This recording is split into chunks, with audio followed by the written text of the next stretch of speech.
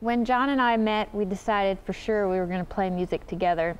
And we were actually both studying classical music.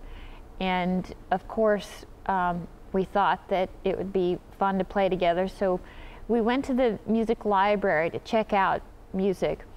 And keep in mind that it's a whole floor of the university library devoted to music. And we go to the section for cello and guitar, and it's literally like this much music. So we didn't have that set repertoire that we were expecting coming from the classical mindset, and so it forced us to examine what was really important to us and what we wanted to play. So that's how we have become Montana Skies and formed the classical fusion with rock and jazz improv and you know, subwoofers and having a lot of energy with our music that is pulling from different elements than just our classical training. In concert, we're using different types of technology in conjunction with our acoustic instruments, in particular looping and other effects. But with looping, it's basically like having a mini recording studio at your feet, and so we can record what we play and then have that loop or play back, and then we can layer our sound. I always like to mention that in concert, so that people understand that what they're hearing is created live and on the spot. Nothing is pre-recorded.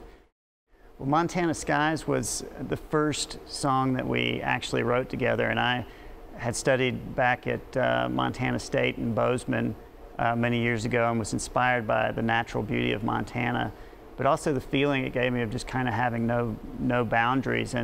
And so when we were starting our group, and we thought that was a great metaphor for what we were doing and having no boundaries, and we've really taken that as an idea and set our music to that idea as we've evolved throughout the years.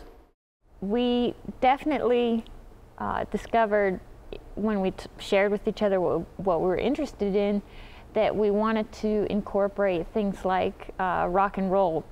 And you know, I always had a hankering for things like Jimi Hendrix and electric guitar.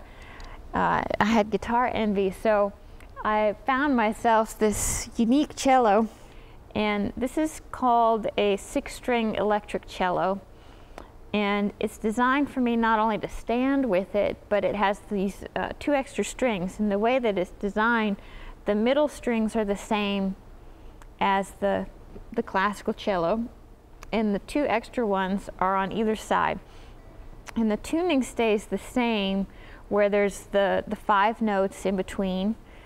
And so I've got this low F taking me in the bass range, and this high E, just like a violin, added to the cello's already super large range. So I basically have the spectrum of an orchestra in this one instrument, and so it's just been a lot of fun for me to have this 6-string electric cello.